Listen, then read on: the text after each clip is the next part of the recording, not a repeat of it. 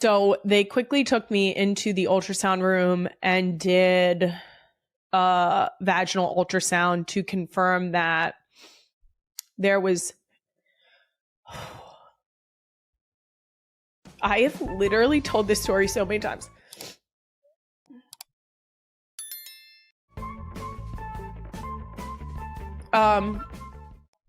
They confirmed that there was no heartbeat, and they estimated that the baby had stopped developing between, believe it was 9 and 10 weeks. So they couldn't tell me, essentially I had what you would refer to as a missed miscarriage. It means that your body did not realize that the pregnancy was no longer viable. And so the shitty part is that you still have the placenta, which means you're still getting the hormones. And so you still feel like shit and you still feel like you're pregnant, and you're not. And so I ended up...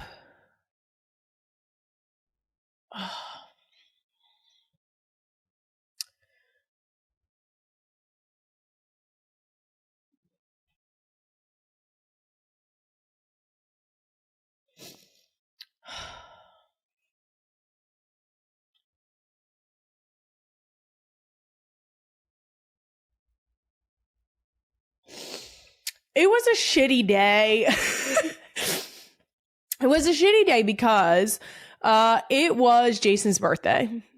And I still remember my OB, of course. I speak very highly of them every chance I get because I love them dearly. And this was one of the reasons that I fell in love with them as human beings. But my OB was very calm and very supportive and delivered the news in the kindest way that she possibly could. And I ended up, because of how far along I was and because of potential risk with other options, we scheduled a D&E for 2 days later, that Wednesday.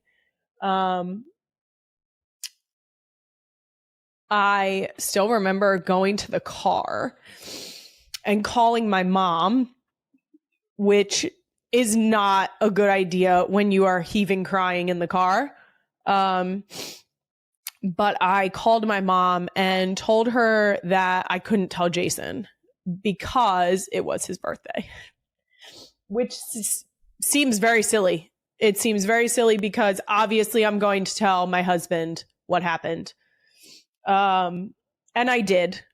So that's the incredibly emotional and heartbreaking story of Kylie Kelce breaking down in tears as she opened up about her past miscarriage that she discovered on Jason's birthday.